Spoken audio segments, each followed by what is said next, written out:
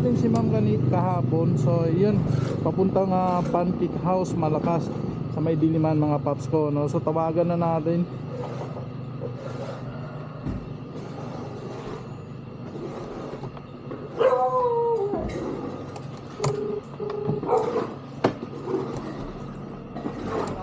Good morning ma'am, nandito na po ako. Sige po, matapos na po. Okay, thank you.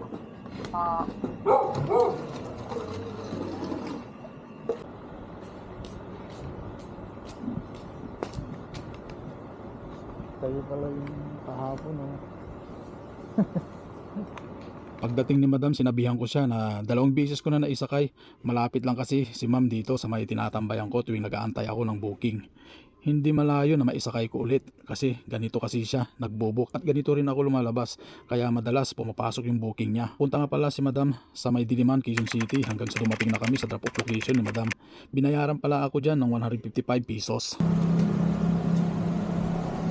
So yun mga paps, nandito tayo sa Pancake House dito sa may Malakas, Diliman, Quezon City. So 125 yung rate niya, so eksakto yung binigay niya. Salamat kay madam. Okay, so complete na natin to mga paps ko. Alright, let's go. So yan mga paps, nandito tayo sa Quezon City Hall. Alright, so mayroon tayong pick up dito.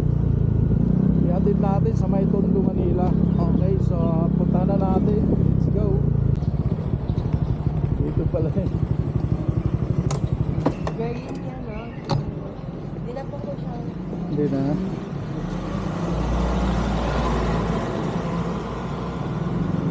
Pangalawang booking ko from Quezon City Municipal to Tondo, Manila. 1 oras yung biyahe namin bago makarating sa drop off location ni madam. At bubaba na agad. Pag abot niya yung helmet niya, binayaran agad ako ng 159 pesos. Pangatlong booking ko, Valenzuela. Papunta naman ito sa Santa Cruz, Manila, pero na-cancel na yung booking.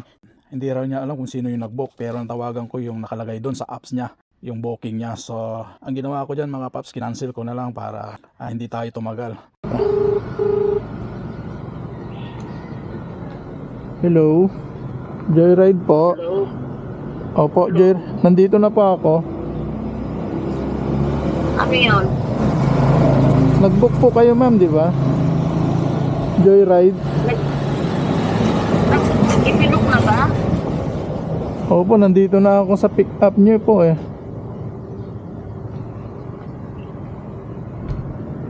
Hello po. Hello? Opo ma'am, nandito na po ako. Sino nga ano nga na nag-book? So nag-antay tayo ng pang-apat na booking dyan mga paps. Nakakuha ko dito sa Valenzuela. Papunta naman ito sa St. Luke's A. Rodriguez. Ang rate niya dito 160 pesos. 160 pesos, tip niya 10 pesos. Ang total nito is 170.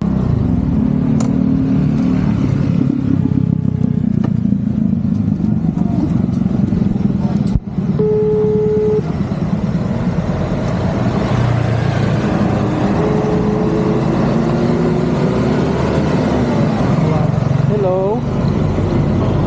Joyride po. Ay, po. Sige po kayo sa dahil lang. Okay, sige. Nandito lang po ako sa taas. Thank you.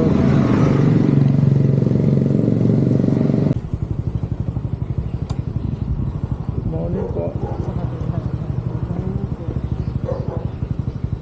Nandito na po sa kabila sa...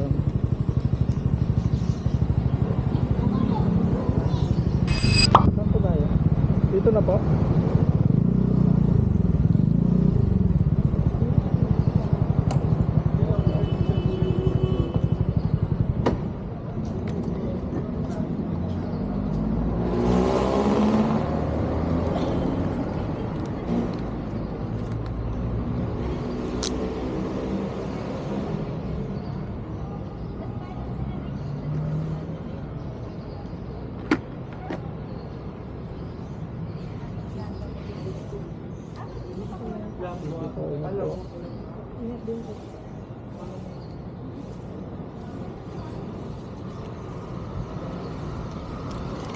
So yun mga paps, so nandito tayo sa St. Luke's Medical Center dito sa A. Rodriguez.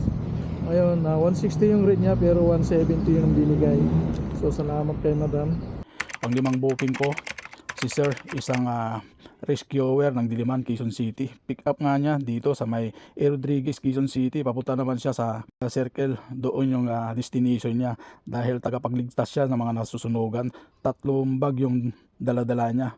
Papasok ng trabaho niya. Makalipas nga ng ilang minuto, nasa Circle na kami dyan. Sobrang bait nga ni Sir dyan. 95 yung rate niya pero ginawa na lang ng 185 pesos.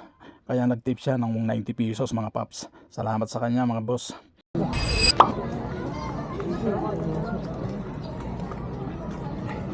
Ayan sir, thank you po. Thank you po, thank you. Sorry sa bahala. God bless po. Thank you, thank you. Opo, ingat mo lagi. Thank you po. Apo. Sa Bertis North na pala yung pang-anim na booking ko mga paps. Pampunta naman ito sa Balintawak, Quezon City. 72 yung rate niya. Makalipas nga ng ilang minuto, nakarating na agad kami sa drop-off location ni Sir. Nagpaalam pa ako sa kanya na pwede part siya ng aking video. At pumayag naman siya, sabay peace bomb kami dyan. Let's go. Okay lang ba? Maka-video ako. Sige lang. Thank you ah. Pang 7 booking ko, pick up niya, Balintawak, drop off naman niya sa may Mandaluyong. Ang rate niya dito, 235. Naka 7 booking tayo mga pap ngayong linggo. Lumabas nga pala ako dyan 4 AM. Natapos tayo mga 10 AM lang. So 5 oras tayo bumabiyahe kay Joyride. So itutal na natin. Let's go.